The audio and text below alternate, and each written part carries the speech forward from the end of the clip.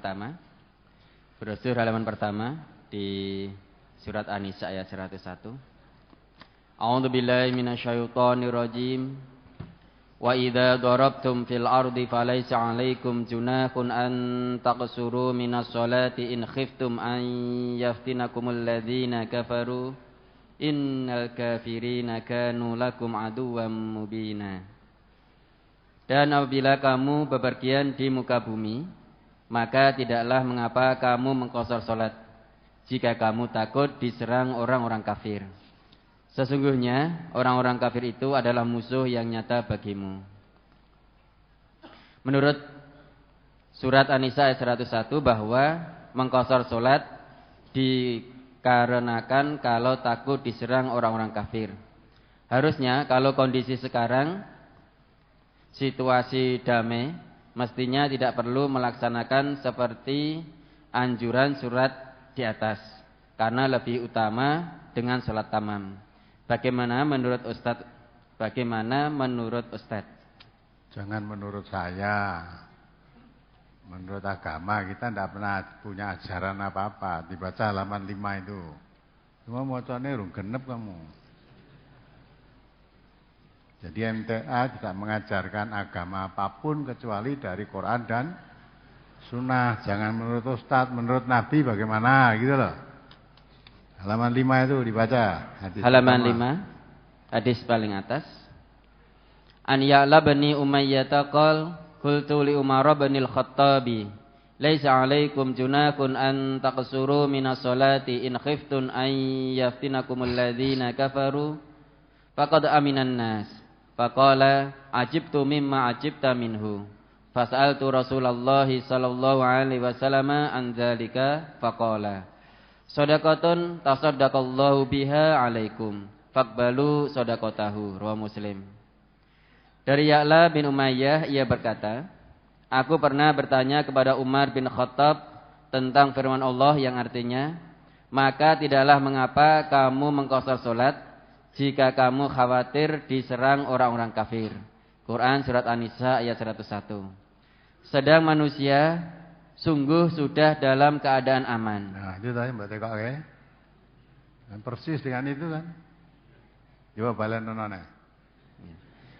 Dari Ya'la bin Umayyah ia berkata, aku pernah bertanya kepada Umar bin Khattab tentang firman Allah yang artinya, maka tidaklah mengapa kamu mengqashar salat jika kamu khawatir diserang orang-orang kafir. Quran surat An-Nisa ayat 101. Sedang manusia sungguh sudah dalam keadaan aman. Ya, aman toh? Terus? Kemudian Umar menjawab, aku juga heran sebagaimana apa yang kamu herankan itu. Ya. Lalu aku bertanya kepada Rasulullah sallallahu alaihi wasallam tentang hal itu. Maka beliau menjawab, itu adalah sedekah yang diberikan Allah kepada kalian, maka terimalah sedekahnya itu. Hadis riwayat Muslim. Paham enggak? Nah, sudah saya terangkan, mulai maca yang lengkap. Makanya ayat itu menerangkan kalau kamu khawatir diserang orang kafir, maka sholat dalam safar itu 2 rakaat diqashar. Nah, sekarang sudah dalam keadaan aman. Mestinya enggak ada khawatir diserang orang kafir, berarti sholatnya enggak perlu diqashar lah gitu toh. Ditanyakan pada Umar. Umar sendiri, saya juga heran ini. Seperti yang kamu tanyakan itu. Nah, sekarang sudah dalam keadaan aman kok. Nah, maka mereka tidak berdebat, keduanya sama-sama tidak tahu. Dan nanti tanyakan pada Nabi. Setelah ditanyakan kepada Nabi, nah Nabi menjawab, itu sedekah dari Allah kepadamu. Maka terimalah, maksudnya suatu rukhsah, keringanan buat kamu. Terimalah. Di dalam keadaan musafir walaupun aman, boleh mengqashar salat. Apalagi? Brosur halaman 2, hadis nomor 2. Ani Ibnu Abbas radhiyallahu anhu qala aqama an-nabiy sallallahu alaihi wasallam 19 yaksuru Wa nahnu idza safarna 19 qasorna wa in zidna atmamna. Riwayat Bukhari. Dari Ibnu Abbas radhiyallahu an ia berkata, Nabi sallallahu alaihi wasallam ketika menaklukkan Makkah, beliau tinggal di sana selama 19 hari. Beliau mengqashar salat. Maka kami apabila bepergian tinggal selama 19 hari, kami mengqashar salat. Dan jika lebih dari itu, kami salat tamam. Pertanyaan, apa yang dimaksud salat tamam, Ustaz? Salat tamam itu artinya salat apa? Salat sempurna, salatnya orang mukim, tidak dikosor gitu. Tidak dikosor. Kalau salat duhur misalnya bagi musafir ya, salatnya boleh dikatakan salat qashar, tadi rakaatnya 4 boleh dikurangi menjadi 2. Nah, kalau orang mukim tidak boleh, salatnya harus tamam, sempurna. Salatnya zuhur ya 4 rakaat, asar 4 rakaat, isya 4 rakaat. Bagi orang musafir, salat-salat yang 4 rakaat itu boleh dikosor menjadi 2 rakaat. Ditamam itu salat sempurna 4 rakaat. Apalagi? Brosur halaman 5, hadis yang kedua. An Aisyata qalat kharajtu ma'a Rasulillah sallallahu alaihi wasallam fi umrati Ramadhan fa aftara Rasulullah sallallahu alaihi wasallam wa sumtu fa qasara wa atmamtu fa qultu ya Rasulullah bi abi wa ummi aftarta wa sumtu wa qasarta wa atmamtu fa qala ahsanti ya Aisyah. Rawahu Daruqutni. Dari Aisyah ia berkata, aku pernah keluar bersama Rasulullah sallallahu alaihi wasallam dalam umrah di bulan Ramadan. Kemudian Rasulullah sallallahu alaihi wasallam berbuka, sedang aku tetap berpuasa. Dan beliau mengqashar salatnya, sedang aku menyempurnakannya. Lalu aku bertanya, "Ya Rasulullah, ku tebusi dengan ayah dan ibuku. Bagaimana engkau berbuka sedang aku tetap puasa? Dan engkau mengqashar salat sedang aku menyempurnakannya." Lalu beliau menjawab, "Itu baik saja Aisyah." Hadis riwayat Daruqutni. Mohon penjelasan pada kalimat ya Rasulullah, ku tebusi dengan ayah dan ibuku. Nah, itu biasa zaman di orang Arab sana itu kalau mengatakan sesuatu untuk meyakinkan bahwa yang dikatakan itu suatu kebenaran, tidak basa-basi, tidak bohong, biasanya dengan penguat itu. Ketebusi kamu dengan ayah dan ibuku. Maksudnya saya bertanya betul, bukan basa-basi, bukan tidak tahu, bukan karena tahu kok tanya, tidak, betul-betul tidak tahu, ingin tahu betul gitu. Jadi kalimatku tebusi dengan ayah dan ibu itu untuk meyakinkan bahwa pertanyaan saya itu benar, memang bertanya betul. Kalau Rasulullah puasa, saya tidak puasa. Ya kan? Rasulullah sholatnya dikosor, Aisyah sholatnya tamam, sempurna. Ini bagaimana nih sebetulnya saya? Maka ingin tahu sebenarnya bagaimana. Nah, pertanyaan itu diawali, itu sudah menjadi kebiasaan orang Arab kalau bertanya begitu itu. Ketebusi dengan ayah dan ibuku, atau ketebusi dengan diriku sendiri dan sebagainya itu semacam meyakinkan pertanyaan saya itu betul-betul tanya. Maka jawab Rasulullah, tidak apa-apa, baik saja. Artinya orang musafir itu sholat qashar itu bukan suatu kewajiban. Ya, bukan suatu kewajiban, tetapi itu suatu kebolehan saja. Maka dibaca keterangannya itu. Ayo, di bawahnya itu ada keterangan itu. Halaman 6 yang atas itu. Keterangan. Dari dalil-dalil tersebut bisa kita pahami bahwa mengqashar salat bagi musafir itu adalah suatu rukhsah, bukan sebagai keharusan. Ya. Rukhsah itu suatu keringanan, suatu kebolehan. Maka orang musafir salat tamam boleh, dikosor salatnya boleh. Kalau memang salat-salat itu boleh dikosor. Nah, salat yang boleh dikosor itu hanya salat-salat yang 4 rakaat. Yang sholatnya kurang dari 4 rakaat, misalnya maghrib, subuh tidak boleh dikosor. Yang boleh dikosor hanya sholat yang 4 rakaat. Itu satu kebolehan, bukan suatu keharusan. Maka dalam perjalanan tadi Rasulullah mengkosor sholat, Aisyah tetap sholatnya tamam. Demikian pula puasa. Orang musafir itu kebolehan tidak berpuasa. Wa in kuntum mardo aw ala safarin fa iddatu min ayyamin ukhra. Jadi kalau kamu dalam keadaan sakit, dalam bepergian tidak berpuasa. Dalam bepergian tidak puasa itu boleh. Puasa juga boleh, tidak berpuasa juga boleh. Maka yang dilakukan oleh Aisyah tadi, Nabi tidak berpuasa, tapi Aisyah berpuasa. Nabi mengqashar salat, Aisyah tidak mengqashar salat. Nah, maka itu suatu kebolehan. Musafir itu di bulan Ramadan mau puasa juga boleh, tidak puasa juga boleh. Kalau tidak puasa, nanti puasa yang ditinggalkan diganti pada hari lain, sejumlah puasa yang ditinggalkan tadi. Kalau kosornya memang sudah ada kebenaran, tidak perlu diganti ya, sholat kosor itu boleh dalam musafir. Tapi sholat tamam juga boleh. Jadi itu kembali masalah kosor, masalah buka puasa dalam musafir itu ada bukan suatu kewajiban atau keharusan, tapi suatu kebolehan.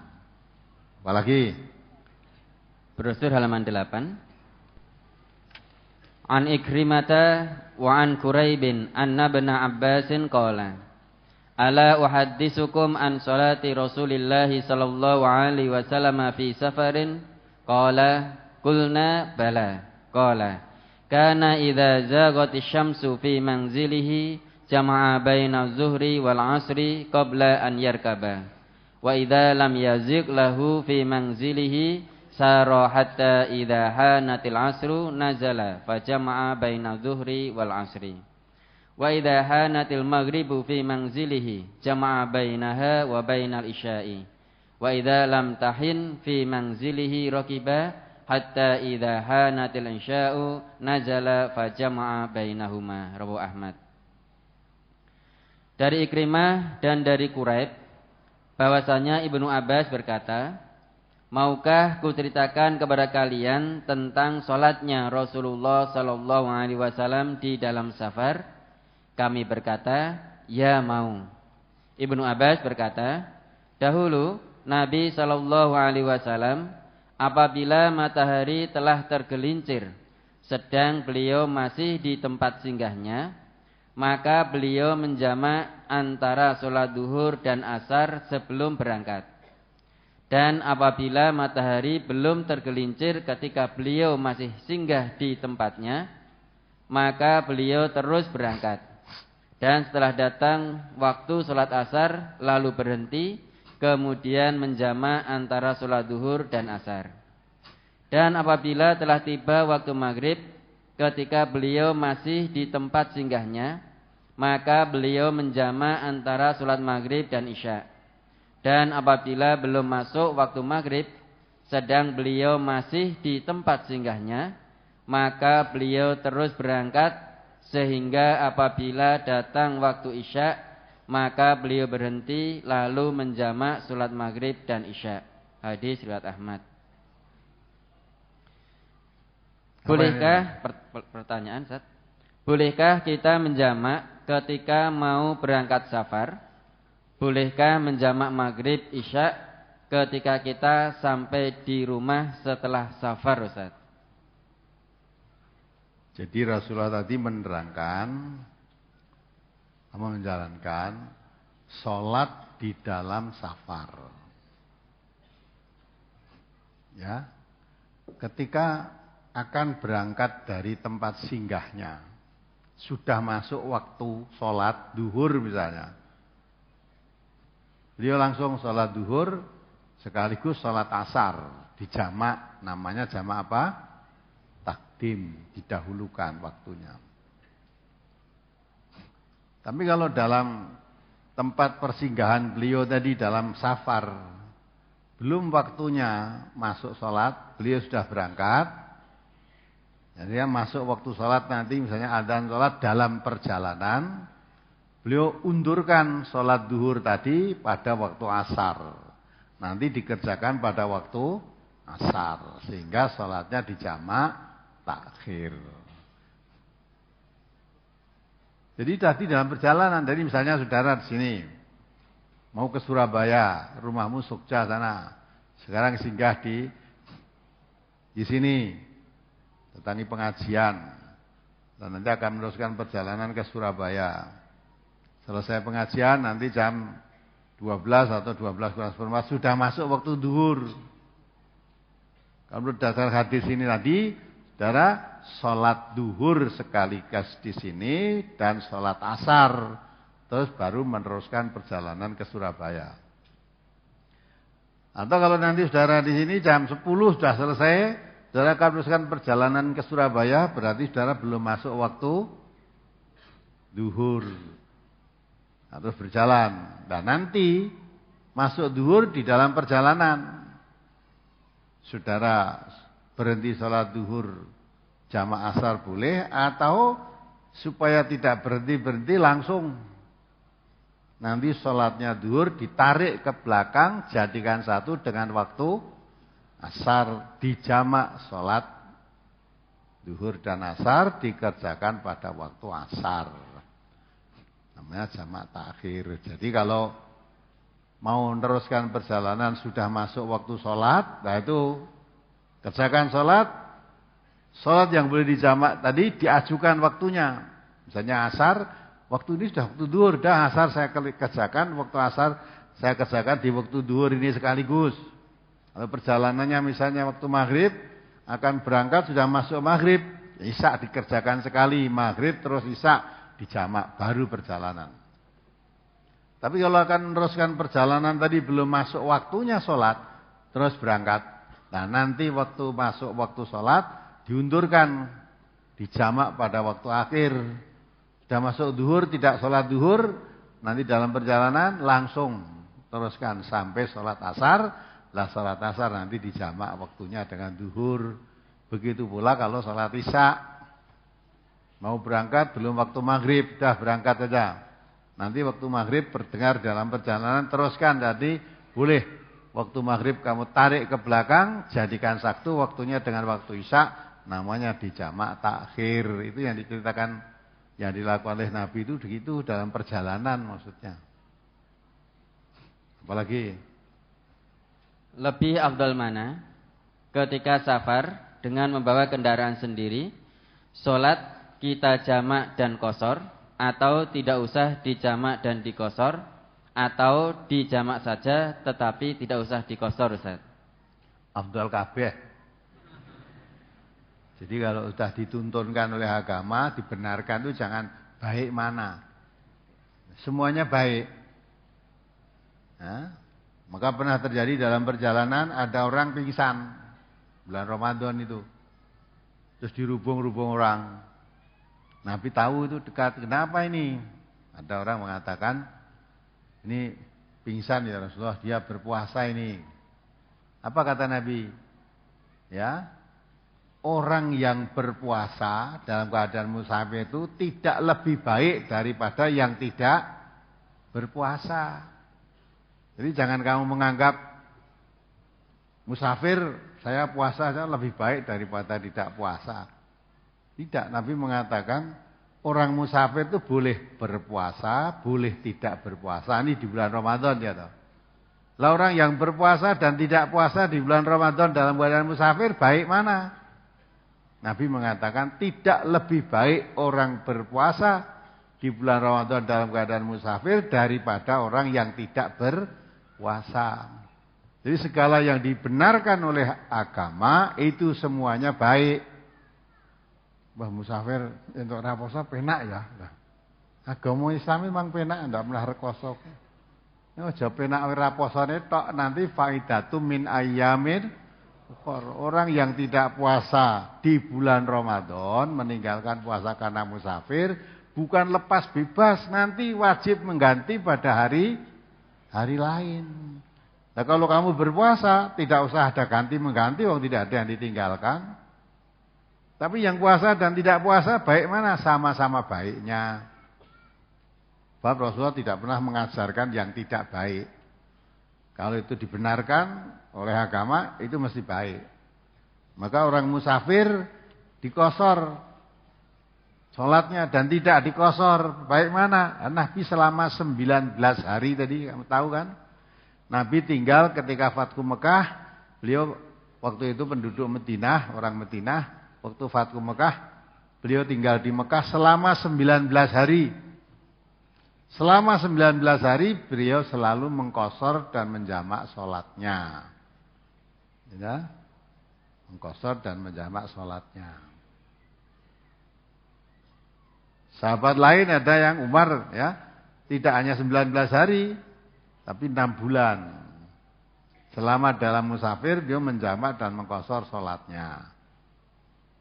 Ada lagi tuh sahabat yang ada yang 20 hari, ada yang. Nah, sehingga yang betul itu 19 hari apa 20 hari apa 6 bulan.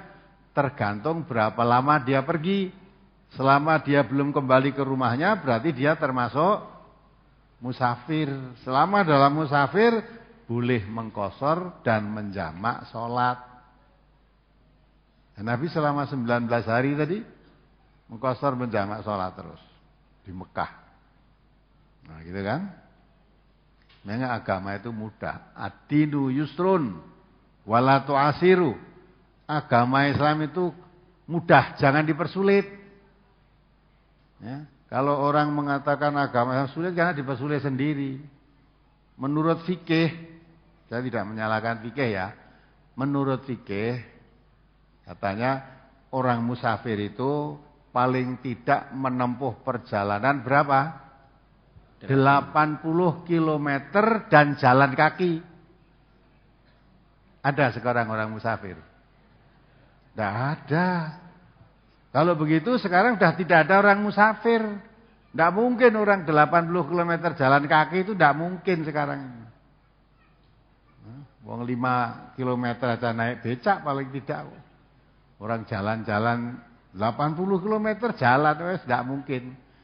Jadi hukum musafir sekarang hilang karena sudah tidak ada orang musafir kok. Apa begitu?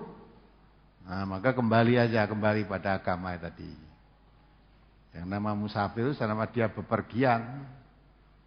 Ya, menempuh dalam perjalanan, dia pergi sebelum pulang ke negerinya, kampung halamannya, ya dia dalam keadaan musafir.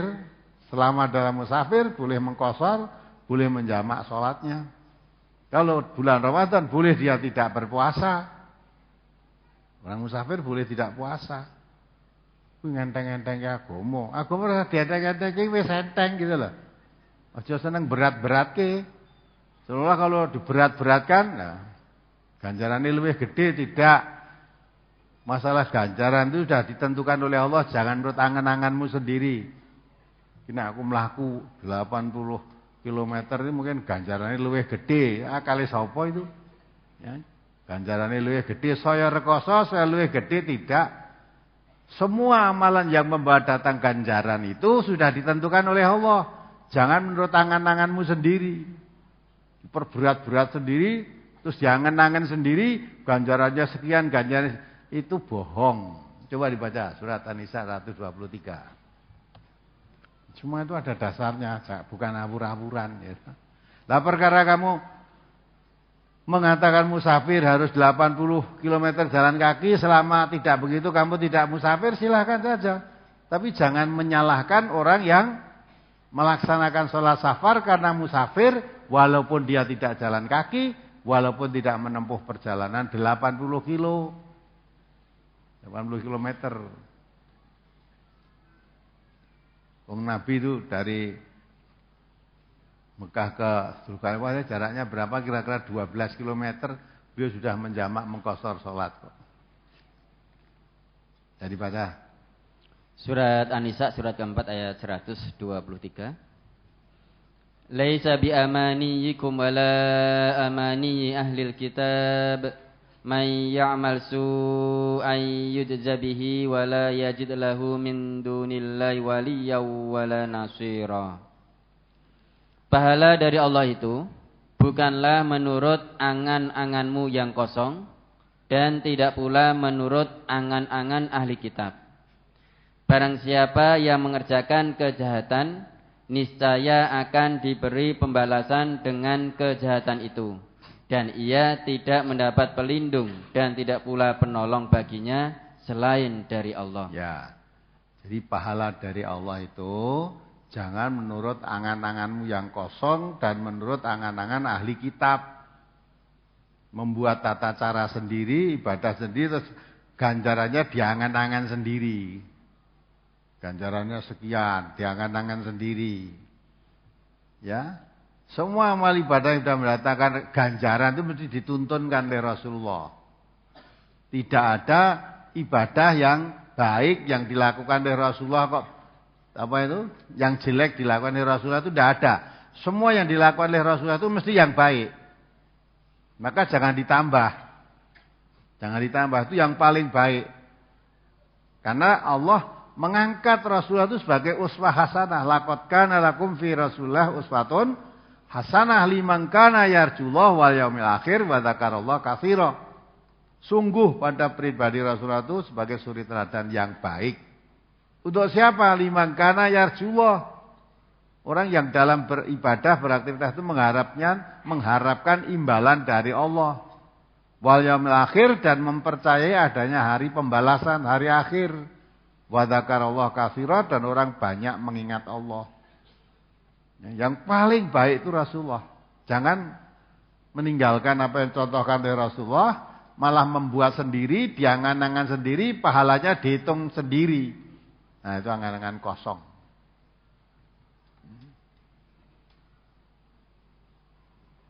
Ibadah itu paten, tidak boleh buat sendiri.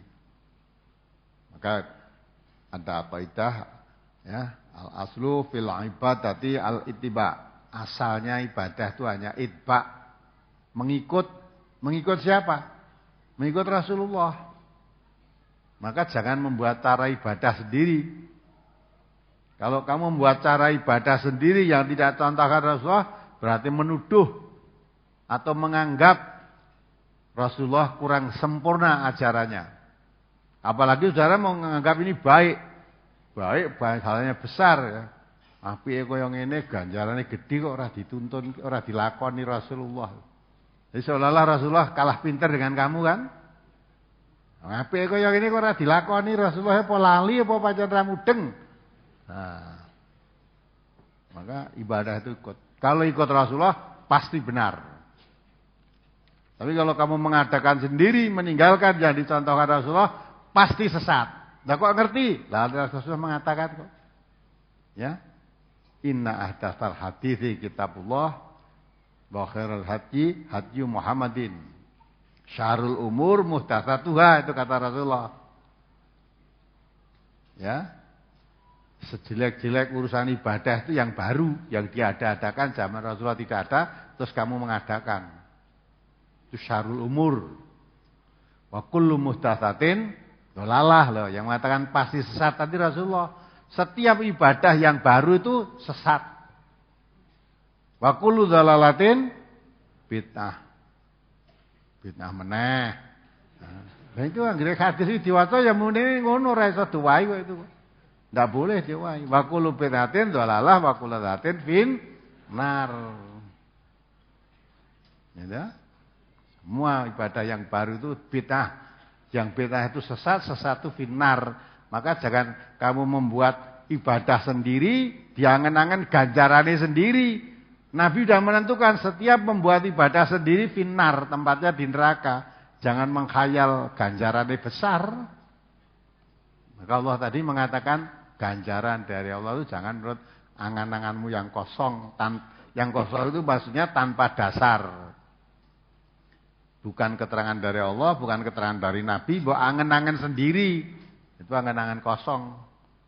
Dan juga angan-angan ahli kitab. Ahli kitab juga suka mengangan-angan membuat cara sendiri, dihitung sendiri ganjarannya begitu. Apalagi? Brosur halaman 2. Dari arti hadis yang kedua kami baca kembali. Dari Ibnu Abbas radhiyallahu an ia berkata, Nabi Shallallahu Alaihi Wasallam ketika menaklukkan Makkah, beliau tinggal di sana selama 19 hari. Beliau mengqashar sholat. Maka kami apabila bepergian tinggal selama 19 hari, kami mengqashar sholat. Dan jika lebih dari itu, kami sholat tamam. Pertanyaan, dijelaskan Rasulullah tinggal di Makkah selama 19 hari, beliau mengqashar sholatnya. Pertanyaan, di dalam 19 hari itu, bagaimanakah pelaksanaan sholat di hari Jumat? Apakah bisa menjadi dalil pelaksanaan mengqashar sholat Jumat dengan sholat asar di hari Jumat, Ustaz? Nah, kowe ora mudeng qashar gitu kok. Kamu enggak mudeng qashar. Wis maca tapi enggak paham. Mengqashar itu apa toh? Mengqashar itu mengurangi rakaat, memendekkan. Yang boleh dipendekkan itu sholat yang rakaatnya 4. Tadi sudah tak terangkan, kamu ngantuk rupanya. Masa aja yahene ngantuk itu loh. Mau berangkat minggu pagi sarapannya jokeh-okeh. Kok kene terus turu ya. Jadi mengqashar itu artinya mengurangi rakaat, memendekkan. Sholat yang rakaatnya boleh dipendekkan, sholat yang rakaatnya 4. Yaitu sholat duhur, sholat asar, sholat isya. Lainnya itu tidak boleh dikosor. Sholat Jumat rakaatnya berapa? Nah, mbok kosor jadi 1 gitu. Maka sholat maghrib tidak boleh. Kurangi jadi 1,5 itu rento. Maghrib kan 3, diparuh jadi 1,5. Bingung dhewe boleh. Salat subuh 2, dikosor jadi 1, tidak boleh. Maka yang boleh dikosor, rakaat dipendekkan, dikurangi rakaat itu hanya salat yang rakaatnya 4. Yaitu salat duhur, salat asar, dan salat isya. Itu kalau kamu dalam musafir, salat duhur mestinya 4 rakaat, boleh kamu kerjakan 2 rakaat. Salat asar mestinya 4 rakaat, boleh kamu kerjakan 2 rakaat. Lah orang musafir ini mendapat keringanan dari Allah, dari contoh Rasulullah itu rukhsah ya, keringanan 2. 1 boleh mengqashar, mengurangi rakaat salat. 2 boleh mengumpulkan 2 waktu salat menjadi 1. Mengumpulkan 2 waktu salat menjadi 1 namanya menjamak. Menjamak. Nah, salat yang boleh dijamak itu duhur dengan asar, maghrib dengan isya. Itu boleh dijamak. Artinya 2 waktu itu boleh dikumpulkan menjadi 1. Maka Rasulullah tadi menjelaskan kalau akan bepergian, dia di tempat singgah dalam bepergian, yang tadi saya contohkan, kamu mau ke Surabaya, mandek di Solo dulu, ya dah, akan mangkat ke Surabaya, wis adzan duhur. Oh, kamu salat duhur sekali di sini. Salat duhur. Terus salat asar sekali. Jadi duhur dan asar dikerjakan pada waktu apa? Waktu duhur. Namanya jamak takdim, jamak yang waktunya didahulukan. Kalau kamu musafir, tidak hanya boleh menjamak, karena kamu musafir boleh qashar. Maka sholat duhurnya 2 rakaat di sini, selesai assalamualaikum, assalamualaikum, sholat duhur, berdiri lagi, sholat asar 2 rakaat juga. Itu namanya waktunya dijamak, rakaatnya dikosor. Dah perjalanan kamu dah, walaupun sampai di Surabaya atau sampai di tempat yang kamu tuju nanti, waktu asar masih tidak usah sholat lagi, karena waktu sholat asar sudah dijamak dengan sholat duhur. Jadi menjamak itu mengumpulkan 2 waktu sholat, mengqashar itu mengurangi rakaat sholat. Orang musafir boleh menjamak, boleh mengqashar. Maka boleh sholatnya dijamak dan diqashar, tetapi juga boleh menjamak saja tetapi tidak diqashar. Misalnya mau sholat duhur, dah duhur 4 rakaat. Terus sholat asar sekali 4 rakaat, baru perjalanan boleh. Jadi namanya dijamak, tidak dikosor. Atau saudara mengkosor saja, tidak dijamak juga boleh. Salat duhur dah selesai. Ya dah nanti perjalanan lagi, salat asar masuk asar, nanti dikosor aja salatnya 2 rakaat lagi, boleh. Nah, sekarang kamu tanyakan, nah bagaimana kalau dalam musafir 19 hari tadi Nabi apa salatnya Jumat juga dikosor dengan asar lah. Salat Jumat kok dikosor? Maksudmu mending karpe sok menjamak. Salat Jumat dijamak dengan asar. Yang boleh dijamak itu salat duhur dengan salat asar. Saya belum tahu, belum pernah menemukan dalilnya salat Jumat dijamak dengan salat asar. Nah ini gimana ya padha karo duhur? Betul. Jumat itu waktunya padha karo waktu duhur, tapi salatnya lain. Salat Jumat itu tidak ada kosor. Salatnya sempurna, utuh salat Jumat itu 2 rakaat. Ya. Maka tidak boleh itu dikosor. Nah kalau dijamak saya belum tahu.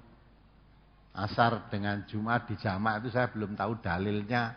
Karena belum tahu maka ya tidak melakukan. Karena Allah mengatakan wala taqfu ma laisa laka bihi ilmun. Jangan kamu melakukan perbuatan ibadah yang kamu belum tahu dalilnya.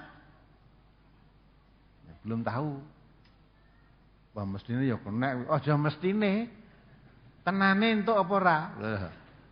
Kalau tenane entuk mesti ada dalilnya. Lah selama belum menemukan dalilnya, tidak perlu kita jamak. Wong belum tahu kok masalahnya. Apalagi, mudah-mudahan sudah paham ini antara membedakan antara qasar dan jamak. Brosur halaman 4 di keterangan. Tentang berapa kilometer jauhnya seseorang disebut sebagai musafir itu, tidak ada penjelasan yang tegas dari Nabi SAW. Namun yang jelas beliau bepergian dari Madinah ke Makkah ketika baru sampai di Zulhulaifah, beliau sudah mengqasar salat. Sedangkan jarak dari Madinah sampai Zulhulaifah itu kira-kira 6 mil, yakni kira-kira 12 km. Pertanyaan, ketika beliau bepergian dari Madinah ke Makkah dan baru sampai di Zulhulaifah, beliau mengqasar salat. Sedangkan jarak antara Madinah ke Zulhulaifah kira-kira 6 mil. Tetapi ini kan dalam perjalanan jauh menuju Makkah. Pertanyaan, bagaimana kalau kita bepergian kira-kira 6 mil dan tidak dalam perjalanan yang lebih jauh lagi, tetapi setelah selesai mengikuti suatu acara terus pulang? Apakah juga boleh menjamak dan mengqasar salat, Ustaz? Jadi kalau memang kamu dalam keadaan musafir, tadi sudah saya jelaskan panjang lebar tadi, boleh. Musafir itu boleh mengqasar dan menjamak sholat. Tidak harus tapi boleh. Nah saya terus pulang tidak akan meneruskan perjalanan. Terus pulang, sebelum pulang tadi berarti kan kamu musafir. Ya tak? Nabi prakteknya menjalankan baru 12 km sudah menjamak dan mengqasar sholat. Ya tak? Nah berarti kan 12 km dah boleh menjamak mengqasar sholat. Tetapi kan beliau mau meneruskan perjalanan. Nah iya, lah saya mau pulang kok. Nah sebelum pulang tadi kamu musafir apa enggak? Ya gitu kan. Ya maka perkara Nabi meneruskan perjalanan, mestinya kalau jarak tempuh sekian itu belum boleh, Nabi nanti sholatnya setelah sampai di Mekah sana.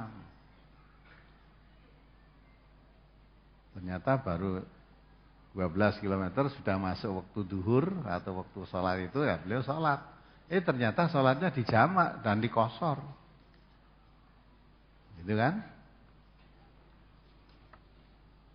Apalagi?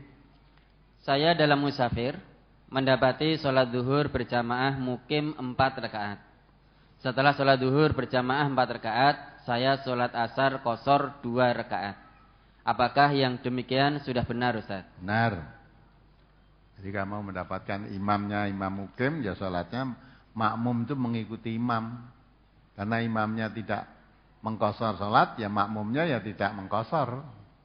Tapi terus kamu mau menjamak karena kamu musafir, imamnya kan tidak.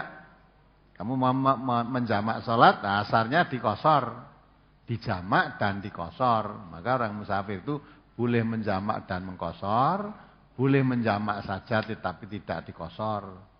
Nah tadi kamu jamaah dengan imamnya tidak boleh mengkosor karena imamnya sholatnya sholat tamam. Kamu harus sholat sempurna seperti imamnya. Selesai kamu akan sholat asar sekali boleh karena kamu musafir. Maka sholat sendiri. Sholat asar 2 rakaat. Nah sholatmu asar 2 rakaat itu namanya dikosor. Sholat asar yang kamu kerjakan pada waktu duhur tadi namanya dijamak. Apalagi? Ketika sholat maghrib berjamaah, lalu hujan deras, bolehkah sholat isya dijamak dengan sholat maghrib? Apakah ada hadis atau contoh dari Rasulullah SAW, Ustaz? Memang itu ada. Nabi pernah menjamak, ya, malah ketika sholat Jum'ah apa sholat apa itu jamaah itu, adzan kebetulan hujan lebat saat itu. Muadzinnya disuruh jangan mengatakan hayya 'alas shalah, tidak, tapi shollu fi buyutikum, salaton ning omahmu dhewe-dhewe. Maka ketika sudah sholat, sudah jamaah itu kok hujan, namanya jamak mator, jamak karena hujan. Ya, di masjid sholat deras sekaligus maghrib terus jamaah isya boleh, karena Nabi tidak mau merepotkan makmumnya, karena pada saat itu masjid hanya satu di masjid itu, dan di sana menjadi kebiasaan kalau hujan itu banjir. Seperti kemarin beritanya kan juga pas wukuf di Arafah kan banjir itu. Hujan, jarang hujan, tapi kalau hujan banjir. Maka kalau salat itu mereka nanti terus pulang lagi ya, supaya tidak repot, dah salatnya dijamak sekali. Nanti pulang wis ora usah ada nisa, ora usah bali dah. Jadi boleh menjamak itu, Nabi khawatir merepotkan makmumnya karena jamaknya jaraknya jauh, jalannya becek, kalau hujan mungkin banjir dan masjidnya hanya satu di situ. Titik beratnya itu tapi tidak mau merepotkan. Lah kalau kamu di sini, ya, wong masjid dekat-dekat jalannya ya apik, wis aspalan ya ta. Apa meneh? Ora udan kowe ora tau yang masjid. Lah kok bareng udan mbok jamak, itu merepotkan apa kamu? Jadi titik beratnya Nabi suruh menjamak karena hujan tadi, khawatir merepotkan makmumnya, nanti baru pulang tuh kembali lagi padahal suasananya hujan, jalannya becek, mungkin banjir, ya sudah salat isya sekali, nanti pulang dan tidak usah kembali. Nah, kalau di sini praktekkan masjidnya cedak-cedak, cedak-cedak, jalannya pun baik, ya tidak perlu kalau salat hujan ya sudah salat nanti isya, salat lagi. Apalagi yang biasanya tidak pernah ke masjid, hujan atau tidak hujan, lah kok barang hujan dijamak. Namun kalau mau begitu silakan. Ada dalilnya jamak karena hujan ada, tapi titik beratnya itu Nabi khawatir merepotkan kalau merepotkan makmumnya. Jadi dulu kalau dengar suara adzan, panggilan adzan harus datang ke masjid jamaah. Nabi mengatakan yang mendengar suara adzan tidak datang ke masjid bakar rumahnya. Jadi setengahnya ditekankan betul untuk jamaah di masjid. Nah, sekarang kamu tidak hujan ya, krungu adzan hayya 'alas shalah malah tidur atau malah nonton TV. Kalau pagi maghrib isya itu nonton TV rasa neng masjid. Ya kok bareng hujan, weh hujan ayo dijamak weh. Lain kan? Apalagi? Saya perjalanan dari Klaten ke Madiun. Waktu duhur saya tidak sholat sengaja, akan saya jamak dengan qashar. Sampai waktu asar saya mampir ke masjid di perjalanan yang saat itu baru adzan asar. Saya langsung ikut jamaah asar mengikuti imam. dan setelah asar 4 rakaat saya lanjut sholat 2 rakaat, yakni sholat duhur saya qashar. Apakah yang saya lakukan sudah benar, Ustaz? Mestinya kamu sholat duhur dulu baru sholat asar. Jamak takhir itu walaupun waktunya di akhir, waktu duhur diundurkan ke waktu asar, tapi sholatnya duhur dulu baru sholat asar. Duhur karo asar kan dhisik duhur kan. Ora kok asar dulu baru duhur. Nah. Itu ya. Dan lah imamnya sholat asar, imam sholat asar, kamu sholat duhur tidak masalah. Ya, rakaatnya kan podo. Dan kamu sholatnya duhur, bang belum sholat asar, mau sholat duhur. Ya, tapi nggak boleh dikosor karena imamnya tamam, kamu harus mengikuti imam sholatnya. Apalagi? Berkaitan dengan sholat safar, masih banyak orang mengamalkan atau mengerjakan sholat sunnah safar pada waktu akan berangkat pergi haji, yaitu sholat sunnah safar 2 rakaat. Pertanyaan, apa ada tuntunannya dalam Islam, Ustaz? Saya tidak tahu. Ya. Maksudnya sholat safar itu tadi, sholat dalam perjalanan itu yaitu tadi. Kamu sholat duhur karena kamu sholat dalam perjalanan, sholat safar tadi, maka sholatmu duhur boleh dikosor. Sekaligus boleh dijamak, itu namanya sholat safar, sholat dalam perjalanan. Boleh menjamak dan boleh mengkosor sholat. Kalau namanya sholat safar sendiri, terus ada salat namanya salat safar, jadi saya belum tahu itu. Ya tanyakan saja yang melakukan. Yang melakukan. Bisa jadi itu karena saya belum tahu. Saya yakin sebanyak-banyak yang saya ketahui mesti banyak yang belum. Mungkin sudah diketahui yang lain, saya belum tahu. Maka dalam ibadah kalau belum tahu jangan melakukan.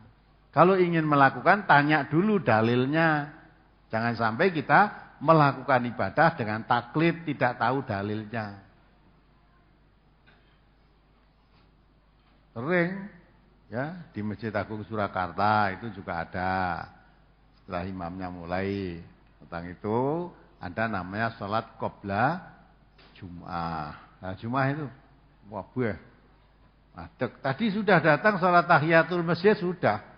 Terus barang sudah akan mulai imamnya mau naik mimbar, mau salat mau khotib, mau khutbah itu salat qoblat Jumat dulu. Semuanya ngadeg lagi katanya salat qoblat Jumat, itu saya juga belum tahu. Ya, belum tahu. Maka kita salat di Masjid Agung Surakarta itu kabeh do ngadeg, saya tidak ora ngerti kok. Salat apa? Ana meneh sing ora ngerti ya melu ngadeg sebab kewuh. Masuk kancane ngadeg aku ora. Jadi salatnya bukan salat karena melakukan tuntunan ibadah salat, tapi salatnya karena kepekewuh. Ya. Kancane salat aku ora pekewuh. Salat yang terpekewuh itu ada enggak? Enggak ada tuntunannya. Salat pekewuh. Ya sudah enggak usah. Kalau memang belum tahu dasarnya, kamu kok enggak salat, kancane salat. Ya belum tahu dasarnya kok itu kok. Belum tahu dalilnya ada salat qoblat Jumat, itu saya belum tahu. Yang saya ketahui sholat rawatib itu ba'dal Jum'ah. Sholat rawatib ba'dal Jum'ah itu kalau dikerjakan di masjid 2 rakaat, 2 rakaat, 2 kali berarti 4 rakaat. Tapi kalau dikerjakan di rumah cukup 2 rakaat. Itu yang saya ketahui sholat rawatib ba'dal Jum'ah. Kalau qoblal Jum'ah saya belum tahu. Maka saya tidak melakukan. Lah kamu sudah tahu ya lakukan. Silakan kalau kamu sudah tahu dalilnya kamu lakukan silakan. Aku jane ya ora ngerti ning isin ora. Nah, dari salat pakai itu enggak ada. Apalagi apakah boleh melakukan sholat jamak qashar jika kita berada di rumah orang tua? Sebab saya sekarang hidup dan beralamat jauh dari orang tua. Jika pulang ke orang tua kadang ayel-ayelan sama istri. Istri bilang, karena saya asli dari kampung orang tua, maka tidak bisa menjamak. Sedangkan saya berprinsip, karena sudah beralamat lain, maka boleh menjamak. Tapi kadang saya juga bingung. Mungkin istri saya juga ada benarnya. Untuk itu mohon Ustadz untuk menjelaskannya, Ustaz. Nah, berarti kamu sholat dengan tidak kemantepan. Si bingung gitu kok. Lah kalau bingung sholat jamak di sini boleh apa tidak? Boleh apa tidak? Kerjakan saja yang sudah jelas boleh. Sudah jelas boleh. Tak ma yuribuka ila ma la yuribuk. Ya, orang musafir itu boleh mengkosor sholat, menjamak sholat, boleh sholat tamam dan tidak dijamak, boleh. Kalau kamu ini memilih rumah orang tua saya, dulu asal saya juga di sini, aku musafir, benar ragu bahwa sholat biasa, jelas benernya itu, jelas bener. Ya. Nah, kalau kamu yakin, oh ini walaupun saya dulu ada asalnya sini, tapi saya sudah tempat saya di sana ini rumah orang tua. Berarti saya ke sini bukan ke rumahku, ke rumah orang tua. Ya, saya berarti musafir di sini. Kalau kamu musafir mau mensolat jamak kosor silahkan. Tapi kalau kamu ragu dengan pertanyaan istrimu sudah bingung. Kok bareng istrimu rampung tekon, anak mulai gede ngerti. Loh Pak, kok tidak dijamak, tidak dikosor? Ini kan jauh dari Jogja ke sini 100 kilo mungkin ada. Ini dijamak kosor aja Pak. Lah ibumu mau ra entuk iki. Nah, lah kok salat ibumu ra entuk. Ya, maka nurut Nabi gimana gitu loh. Nah, mula nek ngaji sing ngrungokke sing tenanan aja bareng tekan omah bojone usul ngono bingung.